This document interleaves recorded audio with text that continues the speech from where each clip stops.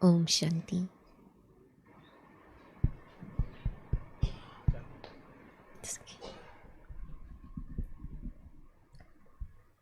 ओम शांति।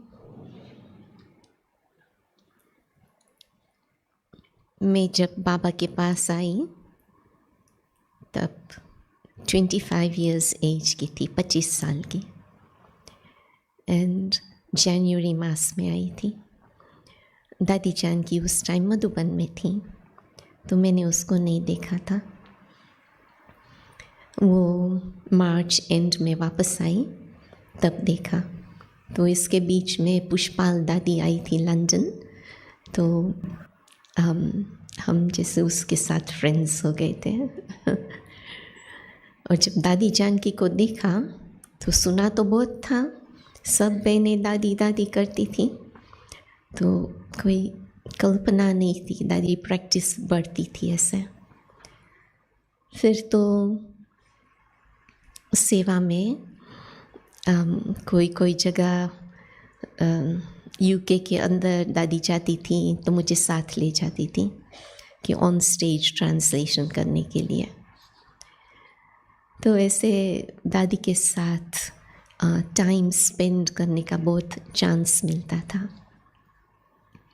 और एक्चुअली दादी ऐसे प्राइवेट पर्सन नहीं थी, दादी वेरी मच सोशल थी।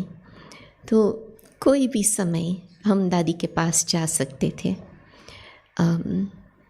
सिटिंग रूम में है, डाइनिंग में है, कोई भी समय, और वो हमेशा हमको जैसे वेलकम करती थी। ऐसे नहीं अभी क्यों आए हो, कभी नहीं ऐसा। तो बहुत फ्रेंडली थी हमारे साथ एंड बेहद की लविंग थी। और ऐसे शुरू के दिनों में मुझे ये समझ नहीं थी कि दादी हमारे साथ इतनी लविंग है। मैंने तो समझा था कि सभी के साथ ऐसी है, लेकिन नहीं।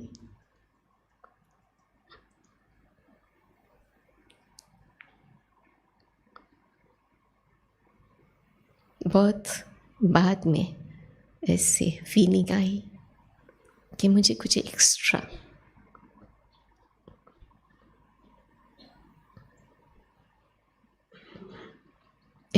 कुछ मिल रहा है। और बाबा भवन जहाँ दादी रहती थी, वो भवन जब रेनोवेट किया तब छत के नीचे एक नया कमरा बनाया था। तो एक बहन ने कहा तू यहाँ रहेंगी।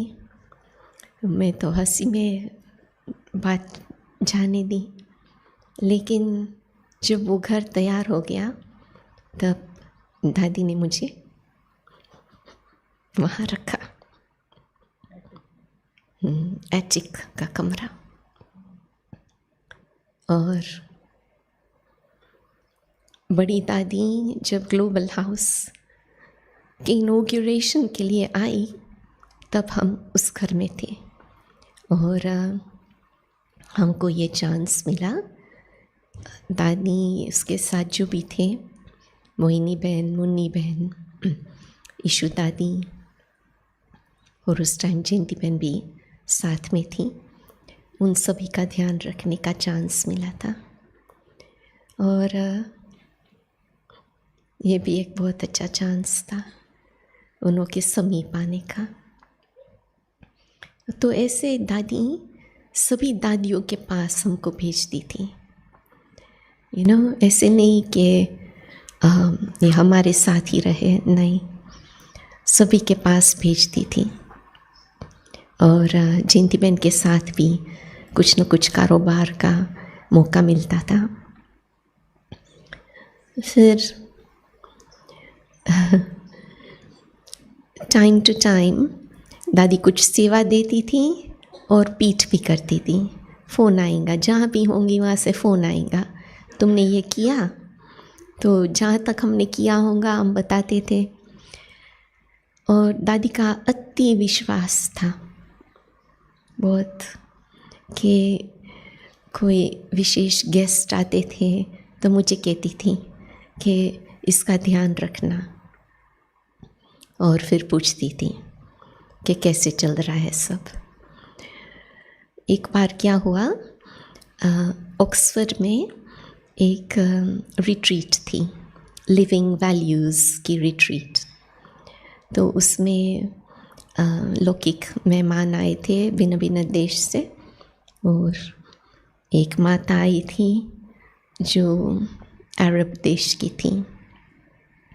और जब वो छुट्टी ले रहे थे तो दादी उसको बिल्कुल दरवाजे तक छुट्टी देने गई, और दादी ने उसको कहा कि आप लंदन जा रहे हो तो आप ग्लोबल हाउस जाना। फिर जयंती बहन का फ़ोन आया मेरे ऊपर, मैं लंदन में थी, कि ये बहन आएंगी, उसको कोर्स कराना। तो मैंने इंतज़ार किया, वो नहीं आई। तो फिर मैंने जयंती बहन को बताया ये नहीं आई है। तो जयंती बहन ने उसका फ़ोन नंबर दिया। तो मैंने उसको फ़ोन करके बुलाया, तो नहीं आई क्योंकि उसको मालूम नहीं था कैसे आए। तो मैंने उसको एक्सप्लेन किया, फिर वो आई, उसको कोर्स कराया 2 दिन के लिए, और उसको ज्ञान रियलाइज़ हुआ, बाबा रियलाइज़ हुए। एंड फिर उसके जाने का दिन था, वो रो रही थी कि अभी मैं क्या करूं, क्योंकि ये ज्ञान तो उसको अच्छा लगा, बाबा को रिकग्नाइज़ किया। उसको 5 बच्चे थे, और यंगेस्ट 2.5 years एज का बच्चा, वो अरब वुमन। एंड वो पूछ रही थी मैं कैसे वापस जाकर ये अपने फैमिली को बताऊँ। मैंने कहा प्लीज़ कुछ नहीं बताना क्योंकि अरब देश और वहाँ की स्ट्रिक्टनेस। तो मैंने कहा थोड़ा थोड़ा करके बताना। तो ऐसे वो बहन बहुत अच्छा ज्ञान में चल पड़ी। और जसू बहन की छोटी बहन अरुणा बहन, वो भी उन दिनों में कोई अरब देश में ही थी, बहरीन में थी शायद। तो इस बहन को फ़ोन पर उसकी पालना करती थी। तो ये सिस्टर फिर मधुबन आई, तब मैं मिली तो पूरा परिवर्तन हो गया था उसका तो दादी जो सेवा देती है, साथ साथ ऐसे विश्वास रखती है, तो हमको अच्छा लगता है, हमारे में भी हिम्मत आती है। ऐसे दादी सेवा पर ले जाती थी कई बार दूसरे देशों में ट्रांसलेशन के लिए। तो एक बार मैं मधुबन आई थी, और मधुबन से मुझे बोला कि अभी दुबई जाना है, तो दुबई के लिए वीज़ा निकालना। तो ये सब हमने किया, और बोला था कि 3 दिन के लिए दुबई जाएंगे, दादी, प्रवीणा बहन और हम। तो 3 दिन हो गया एक दिन बहुत बड़ा प्रोग्राम था होटल में, बहुत बड़ी सभा थी, और मेजॉरिटी सिंधी वाले थे, सब हिंदी जानने वाले थे, और सिर्फ एक व्यक्ति अरब था, लेबनान का, लेबनीज़। एंड मैं स्टेज पर थी दादी के साथ। दादी ने कहा कि उसके बाजू में बैठकर ट्रांसलेशन करना उसके लिए। तो मैंने किया। फिर प्रोग्राम के बाद दादी उससे मिली। दादी ने उसको कहा आप सुबह 6 बजे आना सेंटर पर, और बीना आपको कोर्स कराएंगी तो वो तो आ गए। फिर दादी ने मुझे कहा दादी जा रही है वापस लंदन, तुम यहाँ ही रहना तो इसकी पीठ करना। और तो 1 महीना मैं रह गई दुबई में। तो ऐसे दादी ने बहुत किया मेरे साथ, मुझे कहीं ले जाएंगी और मुझे वहाँ छोड़कर खुद चली जाएंगी वापस लंदन। तो एक बार ऐसे हुआ, दादी के साथ टर्की गए थे। टर्की सिर्फ 16 घंटा के लिए गए थे और वहाँ से फिर नेक्स्ट कंट्री ग्रीस, बाजू वाला देश, ग्रीस में 3-4 दिन। तो जिस दिन जाना था,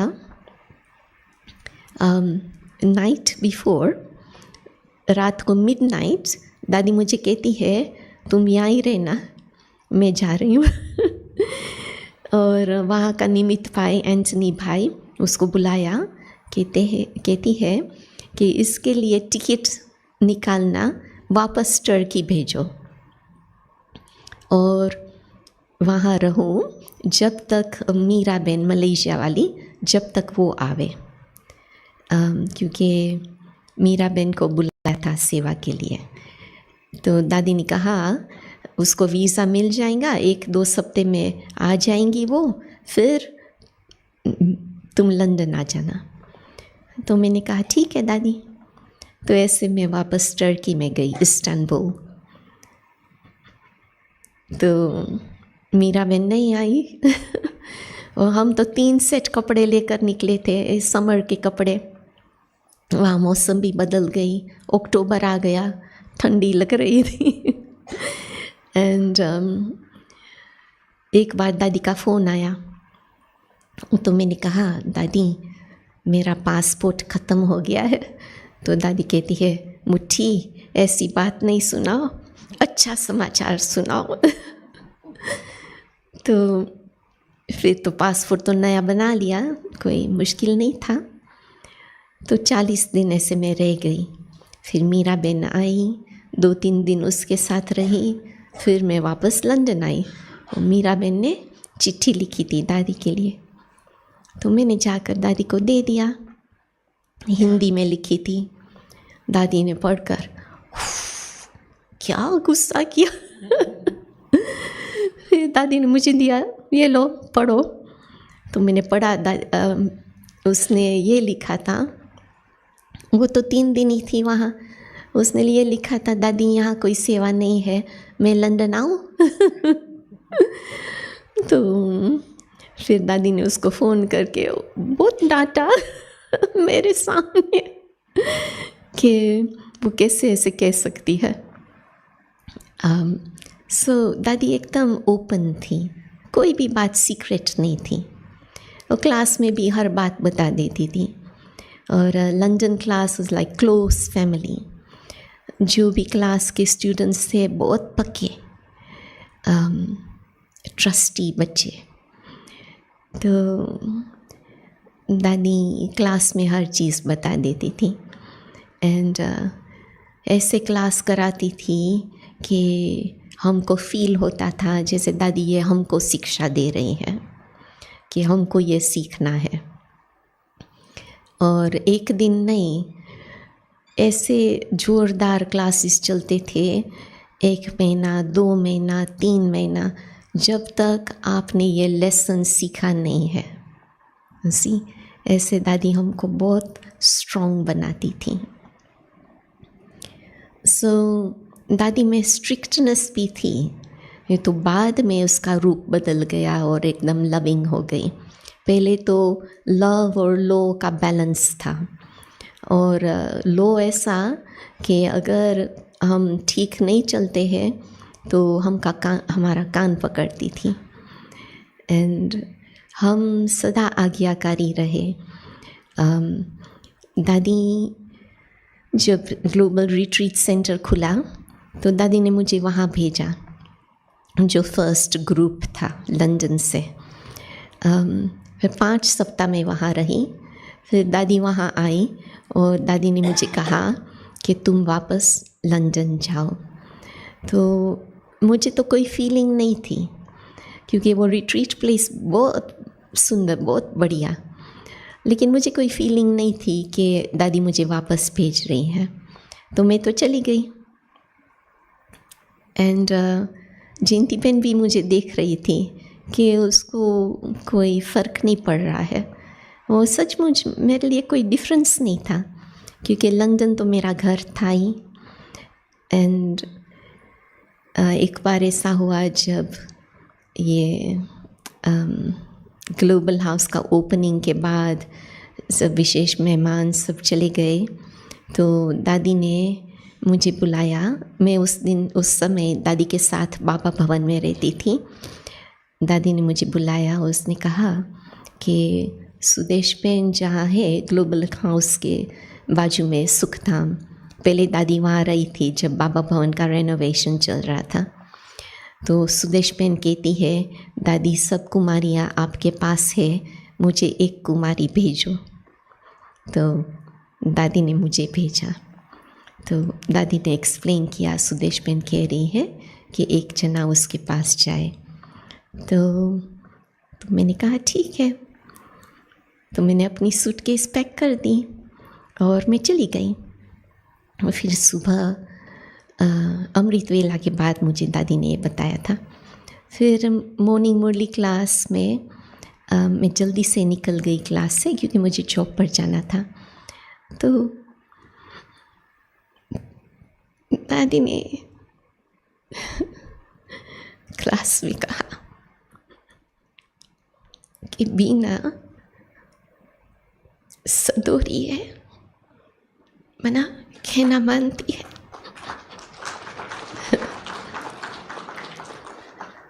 तो मैं पिघल गई इस बात सुनकर। ये तो दूसरों ने मुझे बताया। तो मैं जॉब पर जाती थी, दादी खुश थी। फिर ग्लोबल हाउस शुरू हुआ, थोड़े समय के बाद जॉब छोड़ दिया। और दादी मुझे कहती थी, अभी सेवा ऐसे करो जिन के माफिक, कि किसी को ऐसा ना हो कि इसने जॉब क्यों छोड़ा। तो ऐसे हार्ड वर्क। सो ये भी एक ट्रेनिंग थी कि जो भी सेवा सामने आए वो करना है। और हम ड्राइविंग बहुत करते थे शुरू में, एंड दादी का भी ड्राइविंग कभी कभी करते थे। एंड दादी ने देखा कि ऑल राउंड पार्ट बजाती हूँ, तो दादी बहुत खुश थी। और जब भी मेहमान आते थे मुझे बोलती थी इसका ध्यान रखना। और ग्रुप्स आते थे तो कहती थी 11 बजे उन लोगों का क्लास कराना। सो ऐसे मुझे प्रैक्टिस कराती थी। और बिगिनिंग में, शुरू के दिनों में मेरे में शाइनेस थी, जल्दी से हम बोलते नहीं थे। बट ऐसे प्रैक्टिस कराते जैसे मुख खुल गया। तो मेरे पेरेंट्स ज्ञान में आए मेरे बाद, और मुझे सेंटर में रहने आना था। तो दादी ने छुट्टी नहीं दी थी। ऐसे ही एक दिन रात्रि को मैं सेंटर पर आ गई। और इससे पहले मैं आती थी वीकेंड के लिए, या तो थर्सडे से लेकर संडे तक। तो एक दिन ऐसे ही आ गई और दादी को मालूम पड़ा। तो दादी ने नेक्स्ट मॉर्निंग, जैसे क्लास मुरली के बाद सब दादी को हैंडशेक करने जाते, मिलने जाते, ऐसे मैं गई। तो दादी ने बहुत स्ट्रिक्टली मेरे साथ बात की कि किसको बोला था तुमको आने का। मैंने कहा किसी ने नहीं, तो तुम वापस जाओ। तो मुझे तो बहुत शौक लगा कि दादी मुझे वापस भेज रही है।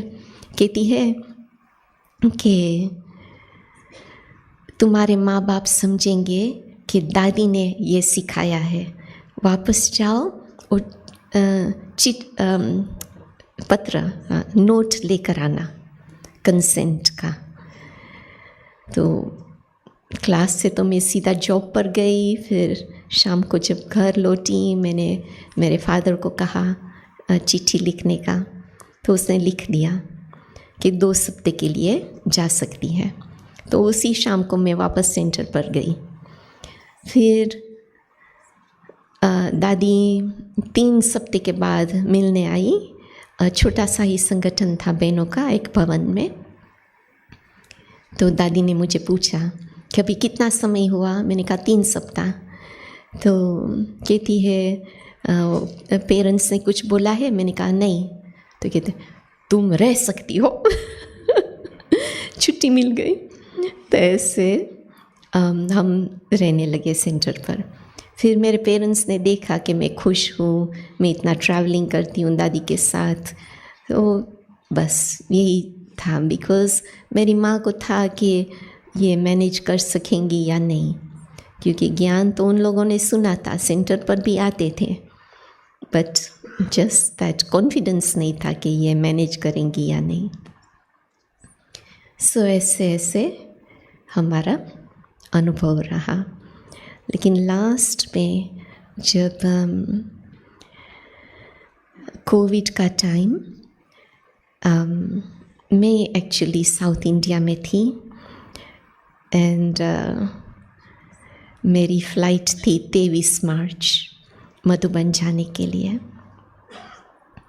और शशि बहन ने मैसेज ये सर्कुलेट किया था कि कोई भी मधुबन ना आए। और मेरा कज़िन ब्रदर अहमदाबाद में सेवा में था। मैंने उसको पूछा मैं आ सकती हूँ? तो कहते नहीं, बिल्कुल नहीं, यहाँ तो बहुत चेकिंग चल रही है, पुलिस वाले भी आते हैं देखने, नहीं आना। तो मैं नहीं जा सकी। और 27 को दादी ने शरीर छोड़ा। फिर बीच के दिन दादी मुझे ड्रीम्स में आती थी। 23, 24, 25 ऐसे दादी ड्रीम्स में आती थी और इतना क्लियर दादी मेरे सामने मुस्कुरा रही है। फिर मैं दादी को सब जगह ले जा रही हूँ, ऐसे ऐसे ड्रीम्स में आ रही थी। तो ये जैसे हमारा लास्ट दादी को मिलना ड्रीम्स में था। बट ये जैसे सभी ने देखा, कोई पहुंच नहीं पाए। बट ये भी ड्रामा, नहीं तो सब आना चाहते थे मधुबन। सो कभी भी ऐसे हम दादी को याद करते